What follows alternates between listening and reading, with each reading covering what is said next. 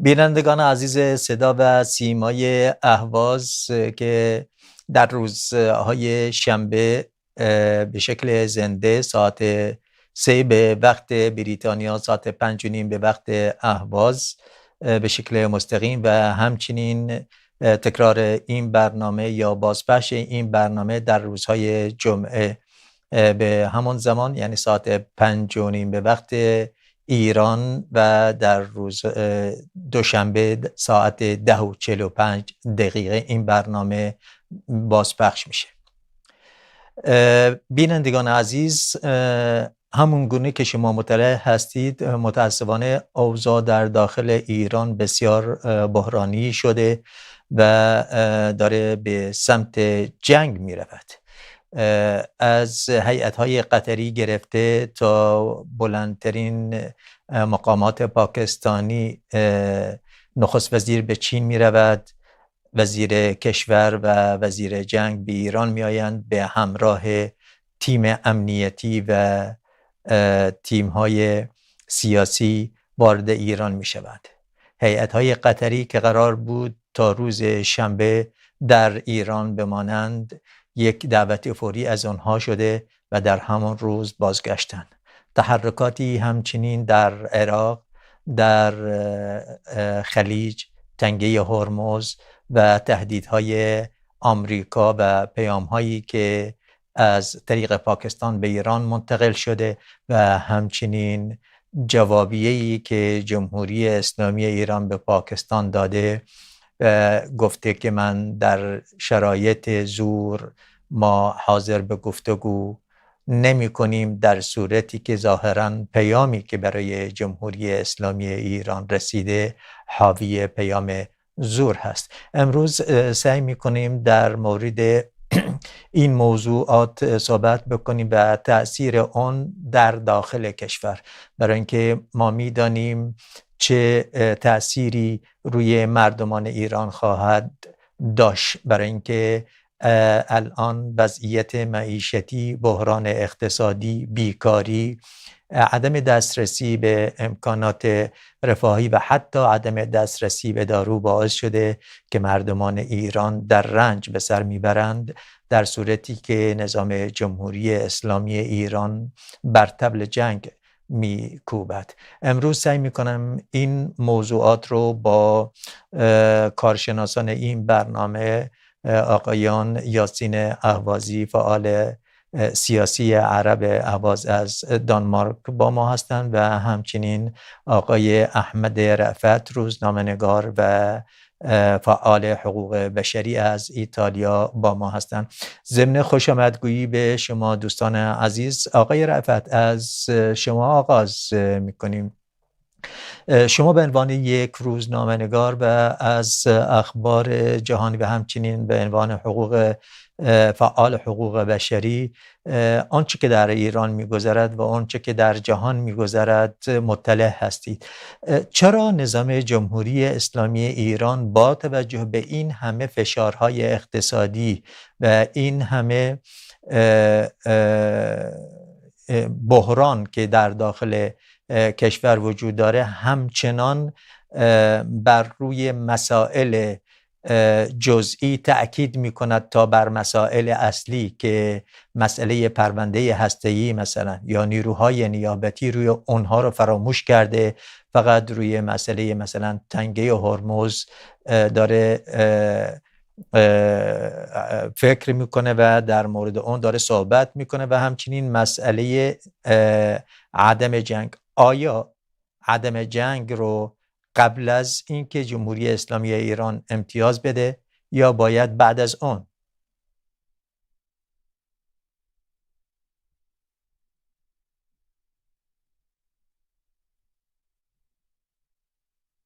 آقای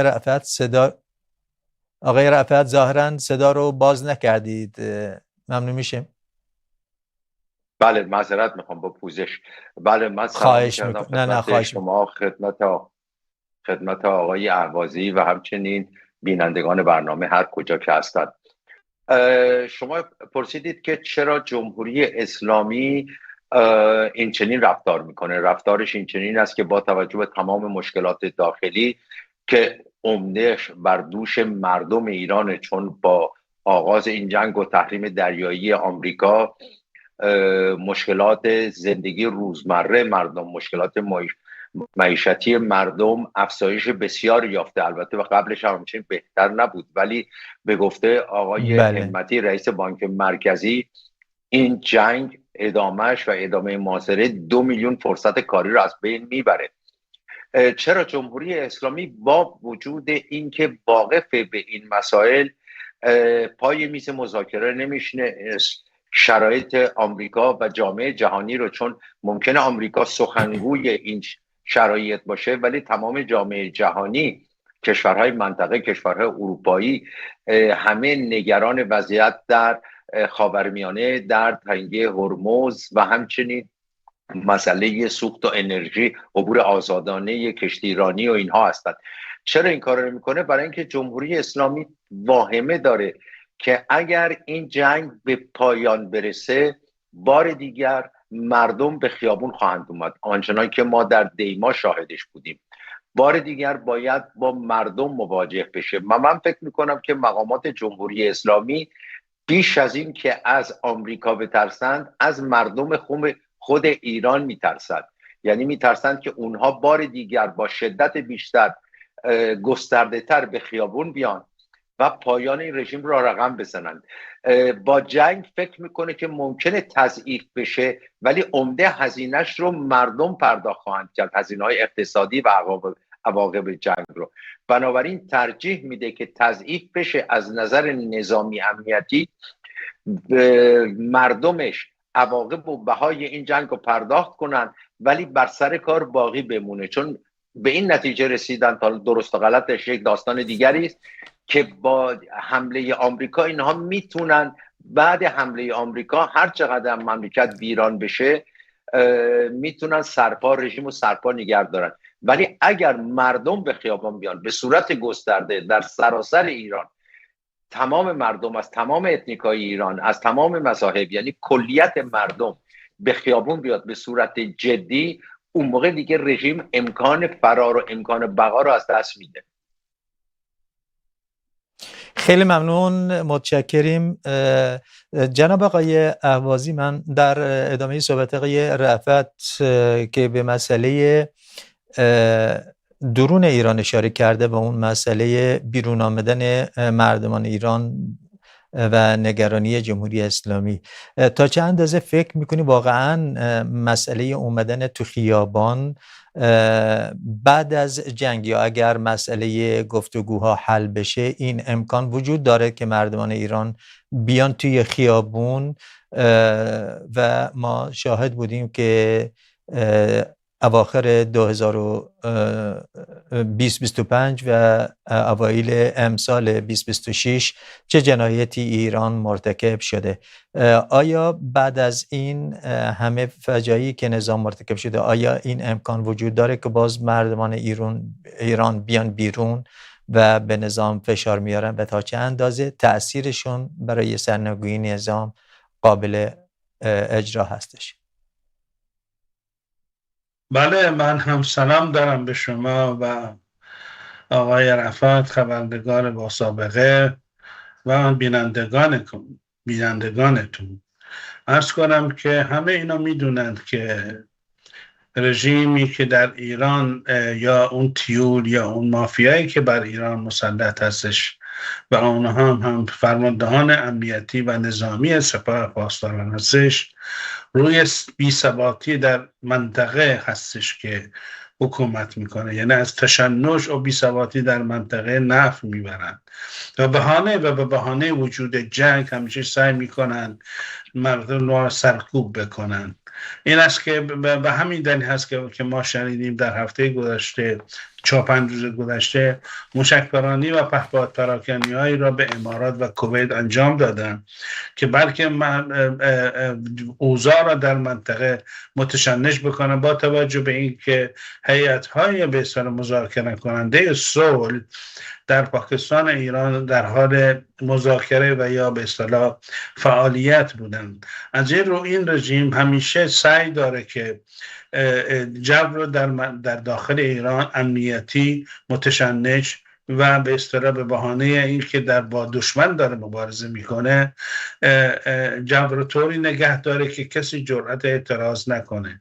به عنوان مثلا وقتی که ما دیدیم این شو عظیمی که در چندین شهرستان یا استان بزرگ ایران راه انداختند در شهرها و به اصطلاح جوانان از 12 تا 15 16 سال را آورده بودند و به اونها سلاح آموزش میدادند و باز کردن و بستن سلاح را کلاشینکوف را آموزش میدادند که بلکه اینها را آموزش بدن برای مبارزه با آمریکا، بلکه برای سرکوب همون مردم ایران در فردای اگر قیام انتفاضه جدیدی در ایران دوباره رخ بده. این به این معناست که چنانکه آقای رفعت گفتن این رژیم از جنگ با آمریکا ترس داره، ولی براش مهم نیست که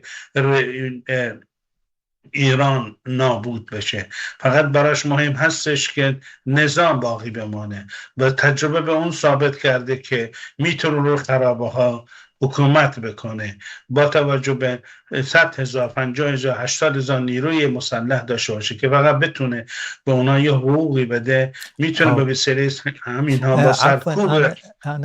انا على الهواء وصلت معك يا اي شكرا. بله، این است که سعی میکنند که به اصطلاح با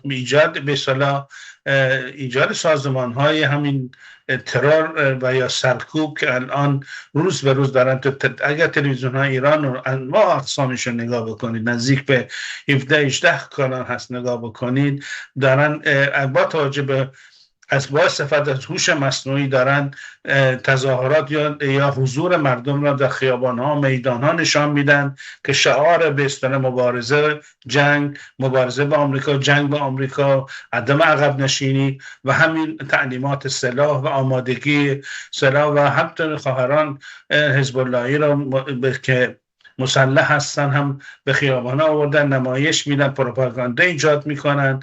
اینها همش فقط برای ترسوندن مردم، ترسوندن جوانانه و همچون که گفته شد ترس این نظام، این تیور مافیایی که از فرماندهان امنیتی و سپاهی هستش از مردمان ایران هستش، از قیام مردمان ایران به دلیل همون فساد و بدبختی و فلاکتی است که اینها به وسیله سیاست‌های کلی و جزئی خودشون برای ملت و این کشور تحمیل کردن. از این ترس دارن که اینها بار دیگر قیام انجام بگیره و اینها دارن اصلا آمادگی خود را اعلام میکنن. ترس از تماحک‌های آمریکا ندارن. در خدمتم.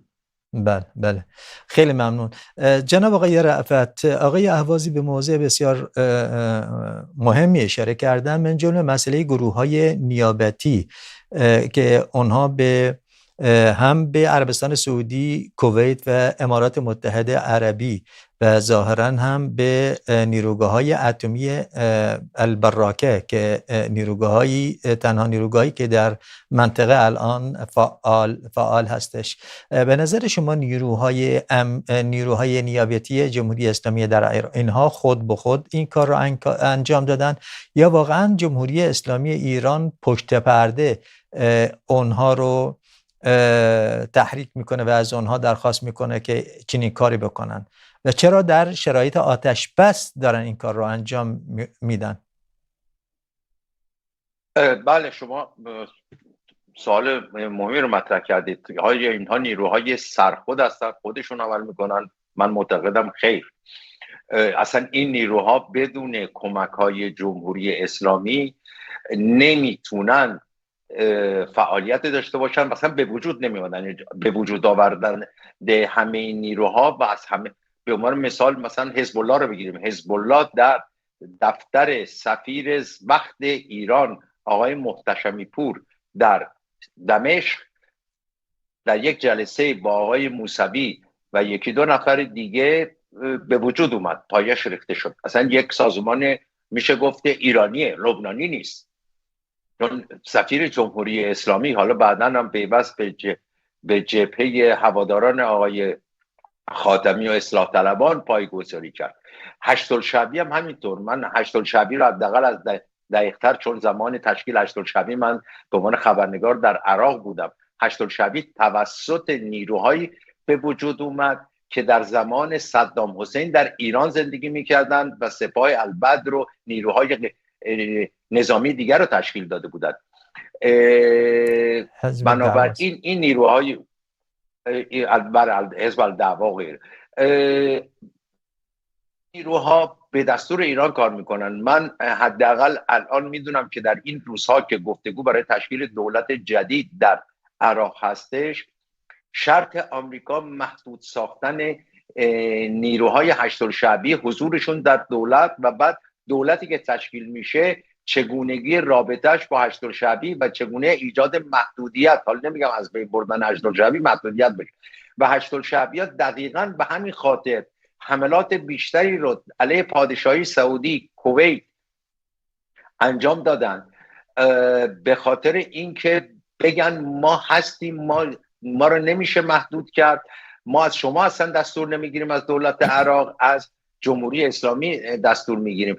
و بسیار فعالتر شدن. حتی حزب الله هم با وجود ضربات سنگینی که خورده، بنابر آنچه که رسانه‌های اسرائیلی می‌نویسند، در چند هفته اخیر با یک سری ریز پهپادهای جدید حملات جدید رو شروع کرده، برای اینکه جمهوری اسلامی احتیاج داره که این ناامنی رو در منطقه به حدی برسونه که وقتی بر میز مذاکره یا هر گونه مذاکره میشینه کارتایی در دست داشته باشه برای اینکه روی میز بذاره، بگه ببینید اگر شما با ما به توافق نرسید، نه ما با شما به توافق برسیم، یعنی ما با آمریکایی ها یا بقیه، آمریکایی ها با ما به توافق نرسن، ما میتونیم تمام این نیروهای نیابتی رو که در منطقه داریم فعالترشون بکنیم، ضربات بیشتری وارد کنن، حملات بیشتری وارد کنن.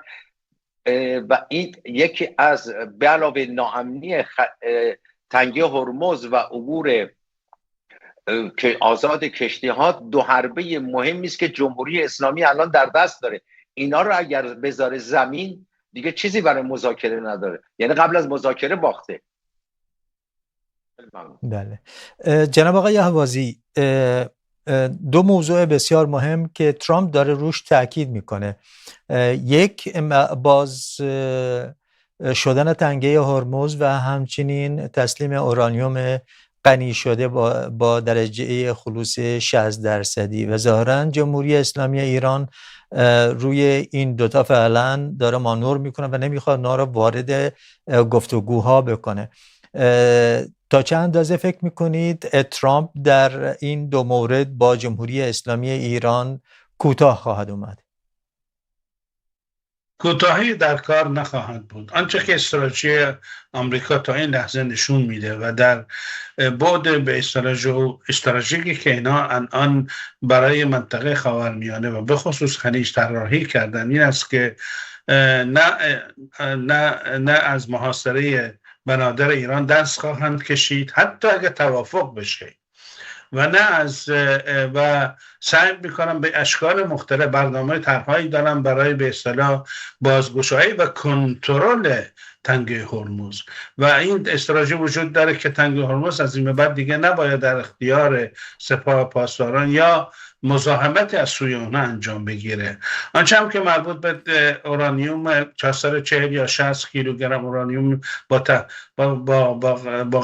درصد غنیسازی 60% وجود داره، اینها هست که بارها ترامپ و آژانس اتمی اعلام کردند که باید از ایران خارج بشه و حتی اگر 20 کیلو یا 40 کیلو از این مقدار در اختیار سپاه پاسداران انجام بگیره، میتونه با اون یک بمب اتم هر چقدر که کوچک هم باشه درست میکنه، تولید بکنه و میتونه با اون به تهدیدات خودش ادامه بده و بقایی رو برای خودش بخره و بتونه هم ادامه بده به همین تعرضاتی که در منطقه داره، چه به وسیله ملیشیاش و چه به وسیله تهدیدات اتمی خودش. از این رو هستش که تا این 460 کیلوگرم اورانیوم با درصد 60 از ایران خارج نشه و یا تخلیل نشه و یا اینکه تحت کنترل کامل آژانس اتمی و خروج از ایران انجام نگیره و تنگه هرمز آزاد نشه، هیچ نوع توافقی که انجام بشه بین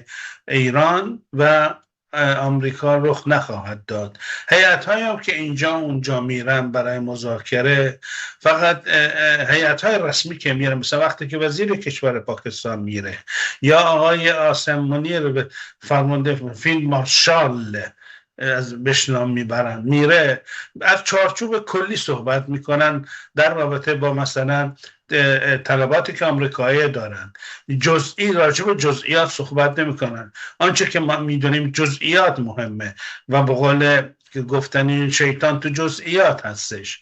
از این لحاظ که این هیئت اماراتی که رفتن روز جمعه و 6 ساعت در تهران بودن و در یک ساختمانی قطری آقایی بله ببخشید قطری رفتن در تهران و در یک ساختمان کنار همون فرودگاه مذاکره کردن. هیچ کدام مقامات عالی تو این هیئت نبود، تماما افراد نظامی و فنی بودن، تماما کسانی بودن امنیتی و نظامی که راجع به جزئیات و از طریق جزئیات آمریکایی‌ها رو منتقل کردن و به اونها ابراز کردن که آمریکایی‌ها دقیقاً چی میخوان، چی نمیشه، چیکار باید کرد، چیکار نباید کرد و اگر غیر از این باشه جنگ دوباره حملات دوباره انجام خواهد شد و حملات نه تنها به تأسیسات نظامی و امنیتی و شکار افراد و مسئولین سیاسی و نظامی خواهد بود، بلکه به تأسیسات نفتی هم صدمه خواهند زد و ممکن هست هم گسترشش بدن به جاهای دیگه. از این هست که وقتی که جواب رد گرفتم این هیئت بلافاصله برگشت خود. گفته میشه که یک نفر دو نفر از یک کشور عربی دیگه هم باز هم برای مذاکره در همون روز به تهران رفتن که احتمالاً از عمان هستن، ولی هنوز معلوم مشخص نیست که از طرف کی رفتن، شخصی رفتن، خودشون از کشور عمان رفتن یا از طریق مثلا واسطه‌گری آمریکایی رفتن، معلوم نیست. اما تمام این مذاکرات در هماهنگی با آمریکاست و آمریکایی‌ها به وضوح همونطور که آقا روبیو در سوئد در نشست وزرای خارجه ناتو اعلام کرد به وضوح چارچوب گذاشت. آقای ترامپ بارها چارچوب و اون ایتاره که تقاضا دارن گذاشت جلو. همچنین آقای هگس وزیر جنگ آمریکا. یعنی این که فکر میکنند که این صحبتای ببخشید من تموم بکنم که میگن این که آمریکایی الان فشار روش ترامپ هست و مخارج داره میره بالا و نمیدونم از این چون اصلا در کار نیست. ترامپ تصمیم گرفته، یعنی اداره ترامپ و به خصوص اون سرمایه جهانی اینطوری بگیم که از بسته شدن تنگه هرمز متوجه شد که چی خطری از جانب این رژیم در انتظار اقتصاد جهانی هستش، تصمیم گرفتن که تا این حکومت یا سپاه پاسدارانو تا اینکه تسلیم نشه رهاش نکنن. در خدمتم. بله، خیلی ممنون و متشکریم جناب آقای رأفت. هیئت قطری همونجوری که آقای اهوازی اشاره کرده قرار بود تا روز یکشنبه فردا در ایران هیئت فنی و هیئت سیاسی و هیئت فنی امنیتی، همچنین پاکستان یک هیئت بلندپایه ظاهراً با آقای عاصم منیر همراهی می‌کردند، ولی ظاهراً همه اونها برگشتن. به نظر شما دلیل این برگشت سری و عدم اتمام مهلت چی هست و چرا نظام جمهوری اسلامی ایران روی مسئله تنگه هرمز که خودش داره الان ضرر میکنه، تمام بنادر ایران الان قفل شدن، هیچ گونه استفاده ازشون نمیکنن، مسئله اتمی الان دفن شده به نظام جمهوری اسلامی ایران هیچ کاری هم نمیتونه باش انجام بده، چرا اینقدر روی این دو موضوع داره پافشاری میکنه؟ بله ببینید، این که هیئت قطری بعد از 6 ساعت اونطور که آقای اهوازی میگفتن ایران رو ترک کرد، یا هیئت پاکستانی هم که سیاسی تر بود، کمتر امنیتی بود، ایران رو ترک کرد. من یه ترک دیگه میخوام اضافه کنم. آقای دونالد ترامپ رئیس جمهور آمریکا مراسم ازدواج پسرش رو ترک کرد و برگشت به کاخ سفید. این یعنی که حمله قریب الوقوعه، وگرنه میتونست یک روز بعد برگرده این مراسم تعطیل بشه. چون فکر میکنم به عنوان پدر حضور ایشون در مراسم ازدواج پسرش خیلی اهمیت میتونست براش داشته باشه و مجبور شد ترک کنه برگرده به کاخ سفید. بنابراین من فکر میکنم که هر گونه تلاشی برای اینکه جلوی این حمله به نوعی گرفته بشه، حمله قریب الوقوع، شکست روبرو شده. ایالات متحده آمریکا و متحدینش چه منطقه چه در سطح جهانی، آقای اهوازی به درستی اشاره کردن که مسئله تنگه هرمز یک مسئله منطقه‌ای نیستش، یک مسئله است که به اقتصاد جهانی ربط داره. شما ببینید در این مدتی که تنگه هرمز بسته بود یا گاهی در باز میشد و بعد دوباره میبستن، این مسئله روی اقتصاد کشورهای فقیر آفریقایی آنچنان تأثیری گذاشته که سازمان جهانی غذا که مرکزش نهاد وابسته به سازمان ملل متحد که مرکزش در رومه، بیانیه داره جلسات اضطراری برقرار میکنه. یعنی مسئله فقط یک مسئله امنیتی نیست، بلکه تمام اقتصاد جهان رو زیر به خطر انداخته. بهای بنزین تو کشورهای اروپایی افزایش پیدا میکنه. تازه من با یک کارشناس نفتی ایتالیایی که صحبت میکردم میگفت اثرات بسته شدن تنگه هرمز بین 6 تا 8 هفته بعد دیده میشه، چون الان مخازن پرن. یعنی هنوز این افزایش قیمت به نوعی روانیه، ولی وقتی جدی بشه بعد 6 تا 8 هفته است که دیگه کشتی ها نمیرسن، نفت خام رو پیاده نمیکنن. بنابراین یک مسئله بین المللیه و جهان نمیتونه بپذیره که کشوری مانند جمهوری اسلامی تعیین کننده وضعیت باشه برای اقتصاد جهان. جمهوری اسلامی البته بجز اشاره شد بجز نیروهای نیابتی و تنگه هرمز، در حال حاضر برای فشار حداقل روی اروپایی‌ها بر پایه گزارش نهادهای امنیتی اروپایی داره سیستم تروریستی خودش و وابسته به خودش رو در کشورهای اروپایی فعال میکنه. از این نظر هم در کشورهای اروپایی، در بسیاری از کشورهای اروپایی، چه شمال اروپا چه اروپای مرکزی، رادارهای امنیتی مسائلی رو دریافت کردن، اطلاعاتی رو دریافت کردن مبنی بر اینکه سلول‌های وابسته به جمهوری اسلامی که اکثرشون هم ایرانی نیستن، از دیگر کشورها هستند یا محلی هستند و گروه‌های تبهکار محلی هستند یا گروه‌های افراطی دیگر کشورهای اسلامی هستند که در اروپا بسیار فعالند، اینها هم دارن اکتیو میشن به خاطر اینکه جمهوری اسلامی تلاش داره که اگر مجبور شد تنگه هرمز رو باز کنه، این کارت رو از دست داد، یک کارت جانشین داشته باشه. برای اینکه این مسئولین جمهوری اسلامی به درستی فهمیدن که در این بازی بازندن و فقط با تهدیدهای مختلفی که میتونن به وجود بیارن میتونن مدتی بحران رو طولانی‌تر کنن و حضور خودشون رو در قدرت. بله، خیلی ممنون، سپاسگزارم. جناب آقای اهوازی، با توجه به اهمیت تنگه هرمز بر اقتصاد جهانی که آقای رفعت هم بهش اشاره کرده، حتی به کشورهای آفریقایی دوردست تأثیر کرده، همچنین به جنوب و شرق آسیا که باز هم ضرر بسیار زیادی به آنها زده، برای اینکه اقتصاد یعنی مقاومی ندارن و روی نفت تاکید داره، واقعا هم ضرر رسونده. اما کشورهای اروپایی چرا تاکنون آنها هیچ عکس العملی، حالا کشورهای آفریقایی یا جنوب و شرق آسیا، حالا امکان درگیری یا فشار بر جمهوری اسلامی ایران رو نداره، اما کشورهای اروپایی که خودشون ضرر بسیار زیادی داریم ضرری کردن.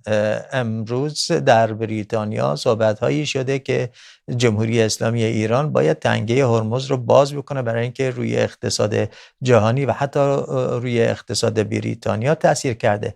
چرا کشورهای اروپایی آنچنان که باید مسئولیتی داشته باشند اقدام نکردند و آیا ناور شارل د گل در منطقه آیا میتونه فعلا کاری انجام بده یا فقط یک مانوره؟ من فکر میکنم نو هواپیما برای شارل دگو رو باید فراموش بکنیم. فرانسه بازجای خودش داره. ببینید در 2 روز گذشته در سوئد، استکهلم، وزرای خارجه کشورهای ناتو جلسه داشتن. آقای روبیو به صراحتاً گوش همه اونها رو گرفت و علنا بهشون گفت که شما از رفتار و سیاستی که در جنگ ما علیه تهران عمل کردی که داشتیم، البته نه همه، بعضیشون مثل آلمان و انگلیس، ناراضی هستیم و این رو ادامه را آقای ترامپ ادامه خواهد داد در نشست سران ناتو و به صراحت به اونها خواهد گفت، چرا که ایالات متحده آمریکا احتیاجی به تنگه هرمز نداره. آقای ترامپ و وزیر خزانه داری و همچنین استراتژیست های آمریکایی بارها این اعلام کردن چون یک قطره نفت از خلیج کشورهای عربی وارد نمی کنند، خودشون بزرگترین تولید کننده و الان از لیوزیانا و تگزاس و اون در قطب، اون ایالت که در قطب قرار داره، آلاسکا، آفرین، آلاسکا، بله، دارن نفت صادر میکنن و الان کشتی‌های هندی، چینی، مکزیکی و خیلی کشورهای دیگه که از خلیج وارد میکنن الان به طرف آمریکا دارن میرن. اینه که آمریکا برای همین عجله نداره. اما اروپایی‌ها، ببین آقای رفعت به مسئله اشاره کردن در رابطه با ضرری که به کشورهای آفریقایی در میزه، به خصوص به شرق آفریقا، موزامبیک، کینیا و تانزانیا، اینها هم بزرگترین واردات پتروشیمیایی و به اصطلاح کودهای شیمیایی از عربستان، پادشاهی عربستان سعودی هستند و همچنین از امارات. این الان به اونها خیلی کم داره میرسه و این باعث شده که این محصول گرون بشه و زمین هایی که امسال، یعنی از 2 هفته پیش رفت زیر کش، حدود 47% کمتر رفته زیر کش به دلیل نبود کود شیمیایی که از منطقه خلیج می اومد. همچنین این در شمال آفریقا و غرب آفریقا هم تاثیر کرده، چون میدونید که سعودی ها بعد از آرژانتین و آمریکا 3مین صادر کننده محصولات پتروشیمی در دنیا هستند. خود ایران هم کمی صادر میکرد که البته بیشتر به چین بوده و به هند بوده، اما اون کشورهای آفریقایی الان با بسته شدن تنگه هرمز و یا همین یا اختلال در به اصطلاح این تنگه، عبور و مرور تنگه، باعث شده هیچ نوع کشتی از این کشورها که حامل مواد پتروشیمی و آلیات پتروشیمی و مواد به اصطلاح کود باشه به طرف آفریقا که سالانه بیش از نزدیک به 4 میلیون تن صادر می شده صادر نشده. این است که اما این چرا که آمریکا وقتی میگه عجله ندارم، چون اروپایی احتیاج دارن به این تنگه و الان فشاری که در اقتصاد و یا بالا رفتن گاز و خیلی از محصولات در اروپا داره فشار میاره، ناشی از همین هسته و به همین دلیل آقای روبیو در کنفرانس با اونها گفت ما از شما خواستیم نیامدید، ولی اگر بخواید که به اصطلاح این تنگه هرمز بشه باید پا جلو بذارید و بهتون قول میدم، همونطور که الان انگلیس رو نو فرستاده، شارل دگول اومده، دانمارک، هلند، بلژیک، ایتالیا، همه اینها دارن الان قبول کردن در این کنفرانس هم اعلام نشه که نیرو بفرستن، چون ادامه این تنگه سوای اینکه حالا کشورهای اینطور که آقای رفعت گفتن فقیر در آفریقا و بنگلادش و پاکستان و بسیاری در آسیا دارن ضرر میبرن، خود اروپایی هم دارن صدمه میرن، برای محصولات و تجارت بیش از نزدیک به 180 میلیارد دلار با کشورهای عربی خلیج دارن، غیر از حالا تبادلات نفتی، تبادلات صنعتی و کالا و انواع اقسام کالا هستش که اینها دوچار نقص و توقف شده و بهشون گفته آقای آمریکا میگه اگر میخواید که این تنگه باز بشه یا به صدمه بیش از اندازه به اقتصادتون نرسه، بفرمایید بیاید کمک کنید و دیگر این که همه چی رو میذاشید روی گردن آمریکایی‌ها دیگه از این خبران نیست. و در این کنفرانس خیلی مسائل به وضوح مورد بررسی قرار از قبیل بودجه و مسائل دیگه که حالا مربوط به ما نیست، اما اروپایی‌ها دارن میان و با 4 دست و پا هم میان که تنگه هرمز رو باز کنن. در خدمتم. خیلی ممنون، خیلی ممنون. جناب آقای رأفت، با توجه به این همه بحرانی که در درون ایران ما شاهدش هستیم، رئیس جمهور پزشکیان هیچ نقشی از آن ما نمیبینیم. نقش رئیس جمهور در ایران چی هست و چرا باید گفتگوها با احمد وحیدی بشه یا با بیت رهبری ریاست جمهوری؟ نقشش چیست؟ هم در بحران داخلی، در بحران خارجی آقای رأفت. من قبل از اینکه به پرسش شما پاسخ بدم می‌خواستم اضافه کنم به صحبت‌های آقای عباسی در مورد نقش اروپایی‌ها. چرا اروپایی‌ها تا کنون نیومدن؟ اینکه اروپایی‌ها تا کنون نیومدن چند دلیل داره. یکی که این جنگ توسط اسرائیل و آمریکا آغاز شد و اروپایی‌ها، دولت‌های اروپایی تحت فشار افکار عمومیشون در شرایط کنونی نمیخوان در کنار اسرائیل قرار بگیرن. در کنار ترامپ هم قرار گرفتن با وجود محبوبیت بسیار پایین رئیس جمهور آمریکا در بین افکار عمومی اروپا زیاد ساده نیست. بنابراین تأخیر کردند، نیومدن.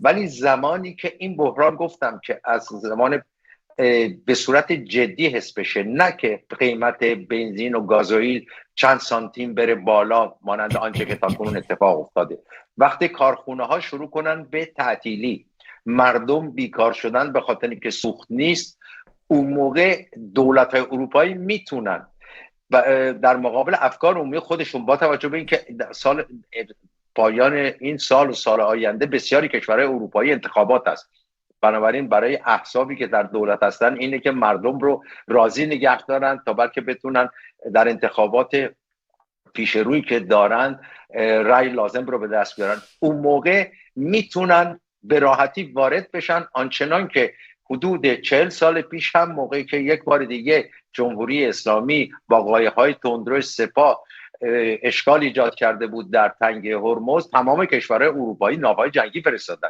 یعنی زمانی که ببینن کار به استخون رسیده، این نتایج بسته شدن یا ناامنی تنگه هرمز روی اقتصادشون تأثیر جدی گذاشته، نه فقط بالا رفتن چند سانت بهای به گازوئیل و نفت خواهند کرد. ولی برم سراغ پرسش شما، چرا آقای پزشکیان نقشی نداره؟ آقای پزشکیان از همون ابتدا اصلا انتخاب پزشکیان برای این بود که ریاست جمهوری نقشی نداشته باشه. آخرین رئیس جمهوری که تا حدی نقش داشت حسن روحانی بود، چون بعدش رئیس جمهور بعدی که خب مدت کمی سر کار بود، بعدم که در اون حادثه مشکوک کشته شد، بعد رئیس جمهوری رو آوردن که تمام قدرت منتقل بشه به صورت کامل به بیت رهبری. خب بیت رهبری هم که اون بیت رهبری سابق با علی خامنه‌ای که توسط در ابتدای جنگ، همون 48 ساعت جنگ، اول جنگ اخیر از بین رفت، عملا منتقل شد به فرماندهان سپاه، اون فرماندهانی که جان سالم به سر بردن یا جانشین فرماندهان قبلی شدن. بنابراین نمیشه انتظار داشت که آقای پزشکیان که از هیچ گونه حمایتی برخوردار نیست، که هیچ گونه نقشی نداره و کسانی که با ایشون رو از نزدیک میشناسن میگوین حتی اون حداقل درایت سیاسی که یک رئیس جمهور باید داشته باشه رو نداره، ایشون بتونه کشور رو هدایت کنه در شرایط بحران داخلی و بین‌المللی. بنابراین قدرت به دست کسانی افتاده که این امکان رو دارن، نسبت به آقای در موقعیت بهتری نسبت به آقای پزشکیان قرار دارن که آقای وحیدی و دیگر فرماندهان سپاه هستند. چون بیت رهبری هم با ناپدید شدن یا عدم حضور واضح رهبر جدید پسر آقای خامنه‌ای، مجتبی خامنه‌ای، که دورادور جلسات مخفی میذاره، معلوم نیست هست نیست در چه وضعیتی قرار داره، نمیتونه اون نقش اصلی رو بازی کنه. بنابراین امروز کسی که نقش اصلی رو میتونه بازی کنه و داره بازی میکنه، داره ایفا میکنه، سپاه پاسداران انقلاب اسلامی است و اینها تا زمانی که حداقل مجتبی نتونه ظاهر بشه، چون پزشکیان که فکر نمی‌کنم هیچ وقت بتونه در مقامی باشه که تصمیم بگیره، تا زمانی که مجتبی نباشه صحبت حرف آخر رو فرماندهان سپاه خواهند زد و فرماندهان سپاه هم همونطوری اگر دیدیم مخاطبین دولت ترامپ با آقای آمریکا و دولت ترامپ از همون ابتدای این بحران فرماندهان سپاه بودن. ایشون هیچ وقت نه به مجتبی خامنه‌ای اشاره کرد نه به مسعود پزشکیان، تمام صحبت‌هاش رو به فرماندهان سپاه. بله، خیلی ممنون، متشکریم. جناب آقای اهوازی، خبرها نشان از آن دارد که نیروهای ویژه آمریکایی در عراق دارند مانور انجام میدن، همچنین پهپادهای ظاهرا امارات در منطقه خلیج و هرمز به پرواز در اومدن. ما گفتیم که هیئت‌های قطری، پاکستانی، اونها هم قبل از اینکه مهلت تموم بشه خارج شدن. ترامپ همونجوری که آقای رفعت هم اشاره کردن حتی در جشن عروسی پسرش هم شرکت نکرده و برگشته واشنگتن. دلیل این همه تحرکات رو چگونه می‌بینید و آیا سپاه پاسدارانی که آقای رفعت بهشون اشاره کردن واقعا نگران چنین تحرکاتی نیستند؟ عرض کنم که 4 روز پیش، حدود 4 یا 5 روز پیش، وزرای دفاع امارات و سعودی، آقای محمد بن سلمان، خالد بن سلمان وزیر دفاع و همچنین حمدان بن محمد المکتوم، هر دو وزرای دفاع امارات و سعودی هستند. هر دو در حدود 37 سال سن دارن، جوانن، تحصیل کرده های اروپا و آمریکا هستند و استراتژی از 3 سال 4 سال پیش اینا به وجود آوردند که اتکا نظامی به غرب کمتر و کمتر بشه. بدین ترتیب که اینها وارد یک فاز به اصطلاح در حینی که در این 4 سال 17% تا 18% نیروهای نظامی بودجه و همچنین تعداد نیروهای نظامی رو گسترش دادن در دو کشور، صنایع موشکی و پهپادی رو بسیار گسترش دادن. در امارات بسیار این بیشتر از سعودی این صنایع پهپادی به قدر رشد کرده که پهپادهایی که الان تولید میشه و به الان در آسمان ایران میچرخند بدون که اعلام بشه، دقیقاً مدرن‌تر از پهپادهای آرکیو-9 آمریکایی هستند و با کمک اسرائیلی ها تولید میشه و شناسایی هم تهاجمی هستند. سعودی هم با کمک اوکراینی ها دارن همین کارو میکنن. منظور حالا از این حرفا این است که شرایط، چون میدانند که بالاخره جنگ شروع میشه و وقتی که جنگ شروع بشه، چون تا حالا هر نوع به اصطلاح پیشنهادی که از سوی کشورهای عربی یا آمریکا و یا پاکستان یا غرب، چون طلبات یا درخواستایی که از ایران دارن، این طلبات تنها مربوط به منطقه اسرائیل، کشور عربی آمریکا نیست. این طلباتی که تمام دنیای آزاد داره، تمام اروپایی داره، همه میخوان که به اصطلاح سلاح اتمی ایران باید غنیسازی و سلاح اون سایت‌های اتمی و اون تکنولوژی اتمی ایران باید خنثی بشه، موشکاش باید به حداقل 350 کیلومتر برسه و دست از میلیشیاهای تروریستی که بی‌ثباتی رو در منطقه خاورمیانه، چون منطقه خاورمیانه خب می‌دونید منطقه حساس از نظر انرژی و سرمایه گذاری و بودجه های عظیم تریلیون دلاری که سرمایه گذاری و یا جابجا میشه در این منطقه با دنیای آزاد، نمیخوان که این اختلال به وجود بیاره. به مانند اونجا وقتی که آمریکا، اقتصاد آمریکا سرما بخوره یه دوچار یه اختلال کوچیک بشه در اقتصاد آمریکا، کل اقتصاد جهان سرما میخوره. در منطقه خاورمیانه چنان که الان شاهد باشیم، با اگه تغییراتی رخ بده به مانند همین اختلال در تنگه هرمز، عدم صدور انرژی و یا عدم وجود سرمایه گذاری و انتقال سرمایه، این باز هم تأثیر داره روی شرکت‌های بزرگی در آفریقا و اروپا. از این لحاظ هستش که اینها چون میدونن سپاه پاسداران تصمیم داره از این به اصطلاح چی میگن تنگه هرمز به عنوان یک کارت برای فشار بر منطقه، فشار بر آمریکا و فشار بر به اصطلاح دنیا بیاره که آمریکا را وادار به عقب نشینی بکنن و با درخواست در طلباتی که اصلا غیر قابل پذیرشه و غیر منطقی، به مانند که آمریکا باید از منطقه خارج بشه، آمریکا باید خسارت بده، نمیدونه ما باید اجازه داشته باشیم اورانیوم درجه هر چقدر که بخوایم غنی بکنیم و ملیشی‌های به خصوص تروریستی و نظامی در عراق و در یمن و در لبنان رو حفظ بکنیم و کماکان دارن حفظ کردن، بهشون کمک میکنن.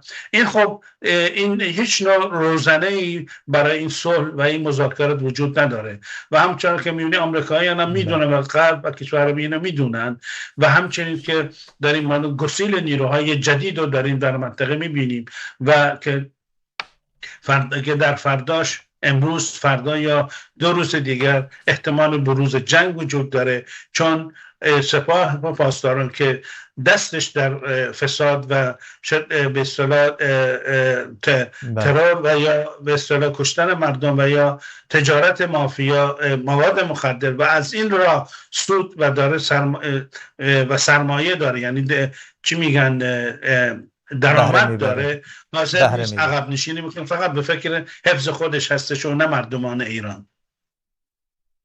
بله، خیلی ممنون و متشکرم جناب آقای رفعت. با توجه به اینکه آقای اهوازی اشاره کردن که دیگه روزنه‌ای برای این نظام باقی نمانده، حالا اگر ایالات متحده این بار به ایران حمله بکنه، به نظر شما آیا این حمله کوتاه خواهد بود، کوتاه مدت خواهد بود با توجه به جام جهانی که در روزهای نه چندان دور شروع میشه، یا اینکه جنگ ممکنه هم یه مقدار طولانی تر بشه و اهدافی که آمریکا به نظر شما مورد هدف قرار میده چیه؟ بله، شما پرسش درستی رو مطرح کردید و اون آغاز جام جهانی در هفته آخر ژوئن و اوایل ماه ژوئیه است. خب برای آمریکا مشکل خواهد بود از یک ور در جنگ باشه، از یک ور بتونه امنیت این بازی ها رو که همیشه مهم بوده، تامین امنیت این بازی ها، اینها رو بتونه تامین بکنه. من فکر میکنم که یکی از دلایلی که جمهوری اسلامی گاهی یک چراغ سبزی در رابطه با مذاکره با آمریکا قبول میده، میگه اینو میپذیریم، بعد میزنه زیرش، طولانی کردن مدت این مذاکرات تا اینو برسونه به نزدیکی جام جهانی فوتبال و اون زمان آمریکا رو مجبور کنه حداقل تا پایان اون دیگه جنگی رو آغاز نکنه. از سوی دیگر من فکر میکنم که مشاوران آقای ترامپ، مشاوران نظامیش، پنتاگون، به نتیجه رسیدن که این جنگ باید هرچه زودتر اگر قرار آغاز بشه هرچه زودتر شروع بشه تا قبل از آغاز جام جهانی به اتمام برسونه، پایان برسونه. حالا چه پایانش میتونه به زانو در آوردن جمهوری اسلامی باشه. من فکر میکنم آقای اهوازی هم با من هم عقیده باشند، پایان مثبت از نظر ما سقوط جمهوری اسلامیه که این جمهوری اسلامی بیفته، یعنی جنگ باعث سقوطش بشه. ولی در هر صورت آمریکا مجبور در مدت زمان کوتاهی نه بسیار طولانی به نتیجه برسونه برای که مصادف نشه با جام جهانی فوتبال. بنابراین من فکر میکنم که این جنگ دراز مدت نخواهد بود و علاوه بر اونم فکر میکنم که این جنگ هم آمریکا بار دیگر تنها نخواهد بود، بلکه اسرائیل هم، دولت بنیامین نتانیاهو هم در که اصلا مخالف توافق و گفتگو با جمهوری اسلامی بود، خیلی زودتر میخواد این جنگ شروع بشه و زودتر به نتیجه برسه، بنابراین همراهی خواهد کرد. این بار من فکر نمی کنم در این چنین شرایطی کشورهای اروپایی وارد جنگ به احتمال زیاد نخواهند شد، با شناختی که من از دولت‌های عمده اروپایی دارم، ولی به هیچ وجه هم مخالفت با این جنگ جدید نخواهند کرد مانند جنگ 38 روزه، برای اینکه اونها هم احتیاج به این دارن که داستان یکسره بشه. مسئله تنگ هرمز مسئله کم اهمیتی نیستش. گفتیم در قبلا اقتصاد جهانی وابسته به اونه و نه فقط هم اقتصاد اروپایی ها، اقتصاد همه جهان وابسته به این هست. بنابراین این جنگ شروع خواهد شد به نظر من در فرصت کمی، حتی شاید در ساعات آینده، ولی طولانی نخواهد بود. حملات در سطحی خواهند بود که در کوتاه مدت بتونن جمهوری اسلامی رو زمینگیر کنن. خیلی ممنون، متشکرم. جناب آقای اهبازی، چه نقاطی در ایران یا چه اهدافی در ایران احتمال داره بمباران بشن یا مورد حمله قرار بگیرند؟ تا چه اندازه اسرائیل در این موضوع مشارکت میکنه و همچنین کشورهای منطقه که ما میدونیم در صورت بروز جنگ این کشورها حتما مورد هدف قرار خواهند گرفت. نقش این کشورها در جنگی که احتمالاً ایجاد بشه چی هست؟ بله، عرض کنم که خب اسرائیل در صف اول این حمله خواهد بود، چون دیگه خسته شده 30 سال از میلیشیاهات و حملات میلیشیاهات و یا موشک پراکنه‌های ایران و تهدیدات اتمی ایران. جنگ وقتی که آغاز بشه به شدت ادامه خواهد داشت. عرض کنم که اشاره شد به جام جهانی. من تصور میکنم اصلا مهمم نیست برای آمریکایی ها که اصلا جام جهانی نزدیک یا دوره، برای اینکه nobody care. یعنی به قول گفتن ما یه جنگ 12 روزه و یه جنگ 40 روزه داشتیم، یا چقدر بود، هیچ کس ما توجه زیادی تو دنیا ما توجه خاصی یعنی بهش نشد و زندگی ادامه داشت هم در منطقه، در همه کشور عربی و هم در اروپا و بقیه دنیا.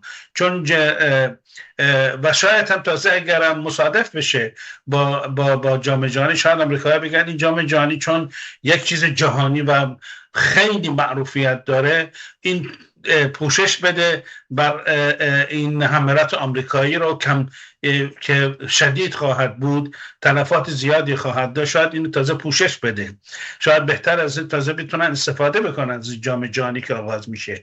اما اهدافی که رو در ایران این دفعه خواهند زد، به خصوص اسرائیلیا، دیگر هیچ اغماضی نخواهند کرد، چون کوتاه بشه یا دراز مدت بشه اهمیت دیگه نداره، ولی باید به اون نتیجه برسن که به قول گفتنی دست پا شکسته شده باشه، دندونها کشیده شده باشه و این دیگه بعد ولی خب شاید مناطق اشغال بشه، مثلا خارک یا تنگه هرمز یا چند تا جزیره مهم اشغال بشه، ولی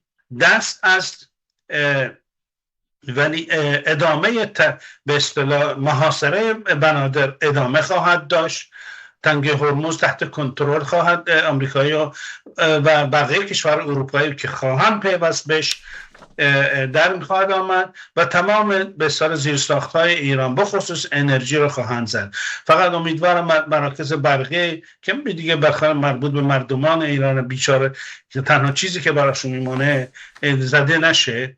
اما اگر گستاخی‌های سپاه پاسداران این تیول تروریست ادامه پیدا کنه، ممکن هستن به این جا کشیده بشه. اما منابع انرژی، ساخت‌های انرژی، وزارت دفاع و هر چیزی که مربوط به دولت بون و ساختمان‌های دولتی مورد هدف قرار خواهند داد، به طوری که همونطور که من اول برنامه گفتم هواپیمای یا 10A را اینا مجهز کردن که این مخصوص زدن نیروهای نفرات به اصطلاح در پادگان‌ها و نیروهای نظامی هستش و به قول گفتنی بلدوزر هوایی بهش نام گذاشته میشه. اینها 2 اسکادران اضافی یعنی حدود 30 تا وارد کردن غیر از 60 که از قبل وجود داشته و به اصطلاح کابوسی را به وجود خواهند آورد که برای سپاه پاسداران و همین تندروها و رژیم ایران که دیگر نتوانند به اصطلاح قد علم بکنن. موشک پراکنی به کشورهای عربی ادامه خواهد داشت، اونها دفاع خواهند کرد، ولی این دفعه احتمالی که امارات به شکل به اصطلاح سریع و علنی با نیروی هواییش که در حدود 180-90 هواپیمای مدرن داره در کنار اسرائیلی آمریکایی ها به مراکز سپاه و نیروهای نظامی حمله خواهد کرد. همچنین سعودی ها در خدمتن. خیلی ممنون، متشکرم. جناب آقای رأفت، شما به ارسال نیروهای اروپایی به منطقه اشاره کردید در جواب قبلی شما. تا چه اندازه فکر میکنین در صورت بروز جنگ و تجدید جمهوری اسلامی بر فشار بر تنگه هرمز احتمال ورود، برای اینکه شما هم اشاره کردی اون بازارهای اروپایی تحمل تا چند هفته دارن، در صورتی که از چند هفته بگذره آیا باز اونها فقط نظاره‌گر خواهند ماند یا واقعا هم دخالتی جهت آزادسازی تنگه هرمز اقدامی خواهند کرد؟ من فکر میکنم وارد جنگ یعنی حمله به جمهوری اسلامی نخواهند شد، حداقل در شرایط کنونی با توجه به آنچه که تا الان در اختیار داریم، اطلاعاتی که در اختیار داریم، ولی تلاش خواهند کرد که تنگه هرمز رو باز نگه دارند. این کار اروپایی‌ها یک بار دیگر انجام دادن. در اوایل جمهوری اسلامی آنچه که به جنگ اول خلیج مربوط میشه، نیروهای اروپایی در منطقه حضور داشتن. من به عنوان روزنامه‌نگار که همراه ارتش میره در یکی از ناوهای ایتالیایی تو منطقه بودم. کارشون این بود که جلوی فعالیت‌های خرابکارانه این قایق‌های سپاه پاسداران رو بگیرن و نذارن اونا عملیات انجام بدن و تنگه باز بمونه برای اینکه کشتی‌های تجاری بتونن عبور کنن. من فکر میکنم در این حد اگر جنگ جدیدی آغاز بشه، اگر جمهوری اسلامی این کار انجام بده، مثلا من میدونم که ایتالیا 2 مینروب، ایتالیا داره بهترین مدرنترین مینروب‌های دریایی است که مینها رو پاکسازی میکنه. آمادهشون کردند در یک از بنادر ایتالیا و در عرض کم حدود 1 هفته میتونن خودشون رو به منطقه برسونن. این کارها رو انجام خواهند کرد، یعنی خنثی خواهند کرد فعالیت‌های سپاه پاسداران رو برای بسته نگه داشتن تنگه هرمز. در این مرحله فکر نمی‌کنم قدم بیشتری برن، یعنی در جنگ علیه جمهوری اسلامی شرکت کنن. این رو مقامات بسیار از کشورهای اروپایی هم حالا یا مثل آقای ماکرون مستقیم گفتن یا مثل بقیه غیر مستقیم گفتن. بله. خیلی ممنون، سپاسگزارم جناب آقای احمد رأفت، روزنامه‌نگار و فعال حقوق بشر از ایتالیا با ما بودند و همچنین از آقای یاسین اهوازی، فعال سیاسی عرب از آلمان با ما بودند و همچنین از شما بینندگان عزیز صدا و سیمای اهواز که تا این لحظه این برنامه رو دنبال کردید سپاسگزارم. تا برنامه دیگر و مهمانی دیگر شما را به خدای بزرگ می‌سپاریم.